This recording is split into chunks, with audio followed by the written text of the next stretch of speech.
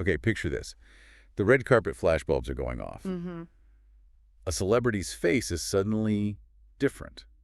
And the internet, well, it judges instantly, relentlessly. But what if that whole toxic cycle, that public scrutiny, wasn't just cruel? What if it was the only thing that led to a life-saving diagnosis? We were talking about the really unexpected and chaotic path that comedy superstar Amy Schumer took. Right, when her changed appearance became this global talking point, and it forced a very private health crisis right into the public light. Today we're asking if public scrutiny saved Amy Schumer's life. Welcome to StarScope Report. Join us as we uncover Hollywood drama, music industry shakeups, and viral influencer scandals. From red carpet surprises to social media controversies, we dive deep into the stories behind the fame. So, yeah, let's unpack this. We are getting into Amy Schumer's journey through, multiple health crises. We're talking spinal surgery, a major hormonal disorder. And how she turned that pain into, well, both radical transparency and her most profound artistic work. All thanks to the very audience that was at first just shaming her. It's wild. We'll analyze her whole rock-bottom laughter philosophy, and we'll look at the specifics of the rare condition that the internet inadvertently helped diagnose. Okay, let's get into it. Let's do it. So the story really kicks off during a pretty standard promotional tour. Yeah, she was out there promoting her series Life Beth. Right, appearing on shows like The Tonight Show, Good Morning America, the usual stuff. But the focus immediately shifted from her work completely. It went straight to her physical appearance. That's when the digital floodgates just opened. You had commenters, trolls, people playing armchair doctor. And they all zeroed in on one thing. Her face. They just kept describing it as puffy. The speculation was just everywhere. What has she done? What is she on? It was immediate, and it was brutal. And here is where the story just turns on its head. This is the shocking twist. Instead of just ignoring them. The usual celebrity playbook. Block and delete. Right. Schumer later admitted that the sheer relentlessness of it all, that public speculation, is what made her think, and I'm quoting her here, something was wrong. It's what prompted her to go get serious medical attention. She actually coined a term for it, which I think is perfect. What's that? Crowdsourced diagnostic. That's brilliant. Because the noise was so loud, so consistent, it forced her to investigate what was a genuinely abnormal physical change. It's such a rare case where that kind of toxic online chatter actually leads to a positive outcome. A life-saving one. It's fascinating that the scrutiny that was really designed to tear her down was the catalyst. So this wasn't just like a simple checkup. She called it a medical dramedy, and it led to a huge diagnosis. Yes. The diagnosis was exogenous Cushing's syndrome. Okay, so you have to break that down for us. What is that? So Cushing's is a hormonal disorder. It's caused by prolonged, really high exposure to the stress hormone, cortisol. And cortisol is something our bodies make naturally. Exactly. It's vital, regulates metabolism, blood pressure. Yeah. But when the levels get way too high for way too long, your body just starts breaking down. But the exogenous part, that means it wasn't coming from inside her body, right? Not from just regular stress. That is the crucial detail for you to understand. Yeah. Yes. Exogenous means the cortisol came from an outside source. Which way what? She was receiving high-dose steroid injections to manage another chronic and excruciatingly painful condition. I see.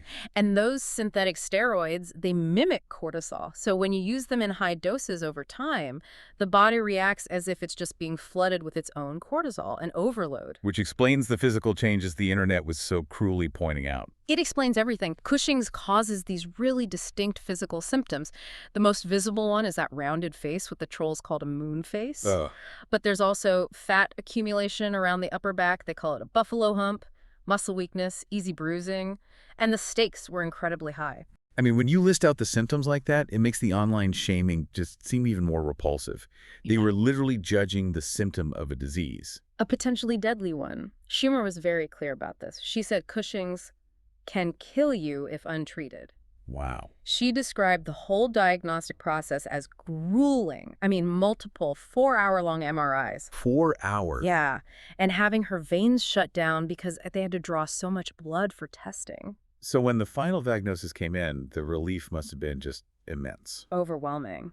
And the relief was really rooted in the type of Cushing's she had. The exogenous type. Exactly. It was categorized as self-resolving, which means once the steroids were out of her system, the syndrome was expected to clear up on its own. That's incredible. She called it the greatest news imaginable, and it just underscores that for her, all of this, the physical changes, the weight loss that followed, it was about survival, not vanity. This is such a powerful story of turning that external judgment into, like, internal action. For sure. But the diagnosis itself, it leads us to the next question. Which is... why is she taking those high-dose steroids in the first place? Right. You have to understand the chronic pain she was already dealing with. We've just scratched the surface of her medical journey. Absolutely. Later, we'll dive into the specific weight loss medications she used and how she framed them as a tool for survival and really for motherhood. It's a fascinating angle. So if you're loving how these deep dives connect these pop culture moments to, real-world insights, make sure you're subscribed. We've got even more profound analyses ahead. So as we were saying, the Cushing's was a side effect. A dangerous side effect of treating another equally debilitating issue, endometriosis. Correct. And Schumer has become just a fierce, really open advocate for women who suffer from this. For anyone who doesn't know, what exactly is endometriosis? It's an autoimmune and hormonal disorder. Basically, tissue that's similar to the lining of your uterus grows outside the uterus, and this causes massive inflammation, scarring, and just debilitating pain. And it seems to be so misunderstood. Why is her advocacy so important for this specific condition? Because it is notoriously difficult to diagnose. I mean, women often live in chronic pain for years, sometimes decades, before they get an answer. Wow. Schumer described her own life as, most days of the month, being on the floor in pain, vomiting from the pain. That was her normal. That was her baseline reality. And that level of pain, year after year, it fundamentally changes your life. She had physical proof of how bad it was, too. Oh, yeah. She shared this really emotional moment with her doctor, who showed her the extent of the damage inside her body. 33 impacts from endo. 33? Yes, including her appendix being choked by the condition. Her doctor literally called her ability to carry and have her son a miracle. That's just unbelievable. And on top of the endo, she was dealing with chronic back problems. Right. She also had spinal surgery. A laminectomy on her L5 vertebra. That was in August 2024. It's just one thing after another. It was to relieve pressure on the nerves from an old surfing injury. But her response to it is so. Her? She shared a post-op photo, she's with a walker, and joked that she'd buy a bra when she felt better. Huh. Classic. And it's not just a joke, It's a deliberate strategy. She's reclaiming her own story, her own vulnerability by making it relatable and funny. And that combination of, extreme honesty and humor, it brings us to this really critical systemic issue she's highlighted. The privilege. Exactly. She recognized she had the resources for those 4-hour MRIs, the endless blood tests. And this is really the core of her advocacy. She realized that the healthcare system, quote, usually doesn't believe women about their pain. So true. It's often dismissed as just hormonal or psychological or you're being dramatic. And her own fight to get the endo diagnosis just reinforced that painful truth for her. So her message is basically, look, if I had this much trouble getting diagnosed with all my resources, imagine what the average woman is up against. Precisely. She uses her story to encourage women to be relentless when fighting for their own health, to trust their own bodies. Her health struggles really became more than just personal drama. They became a public health crusade.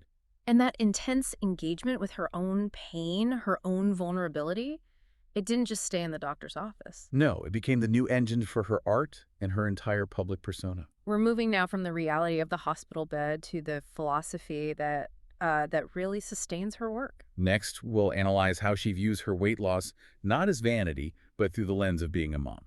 And how she applies this therapeutic concept of rock-bottom laughter to her writing.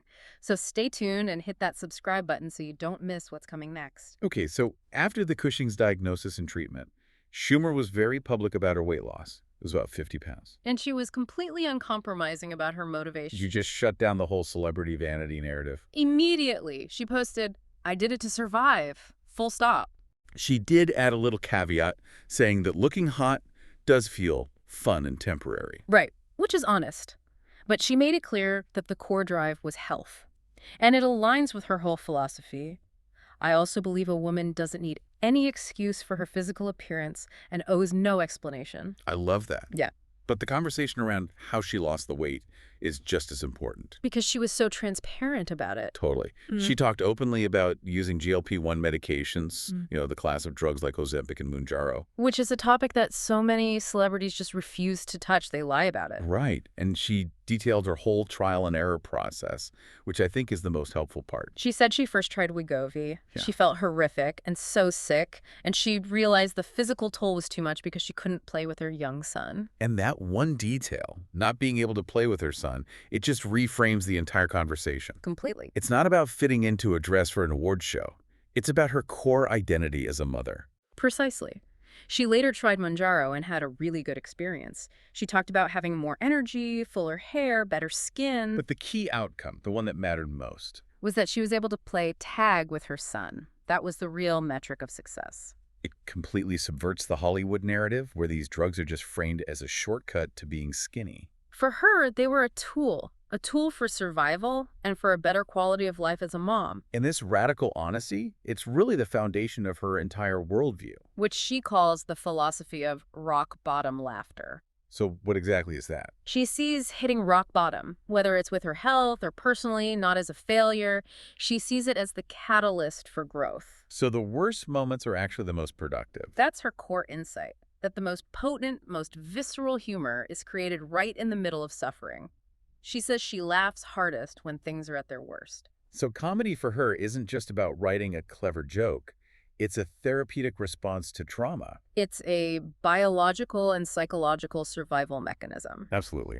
She believes if you don't deal with your trauma, it's going to kill you. Exactly.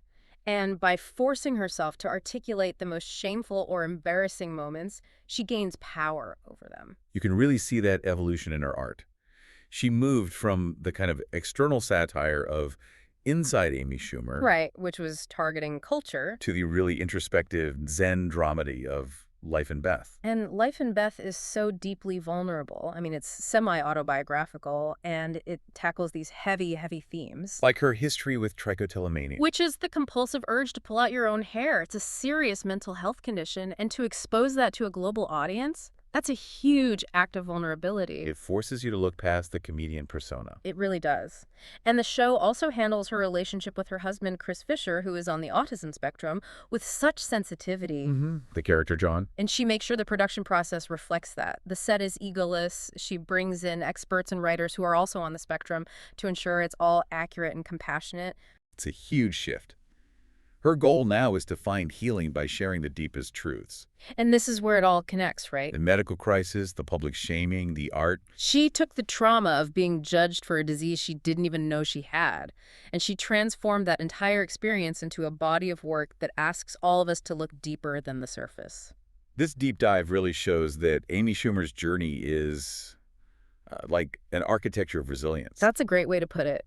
She took the external shaming about her face and the internal suffering from Cushing's and Endo. And built a roadmap for radical self-acceptance. A roadmap that also became this powerful public health message. Her story is just a profound reminder of the complexity that's always hiding just beneath the celebrity facade. Her superpower really is her ability to find humor, and therefore find meaning, in the moments when things are their absolute worst. She transformed a period of extreme physical vulnerability into a new kind of mature advocacy, and really a new kind of art. And her experience, it fundamentally challenges us to reckon with the toxicity of celebrity scrutiny. Because in her specific case, the worst impulses of the internet, just blatant body shaming, inadvertently prompted a life-saving action. So what happens when a public figure's deepest private suffering is not only exposed by the world, but is fundamentally saved by it? This paradox forces us to reconsider that blurry line between public spectacle and personal health. You've been listening to StarScope Report, where we uncover the stories shaping Hollywood, music, and pop culture. Thanks for tuning in, and don't forget to subscribe for more stories that keep the stars shining.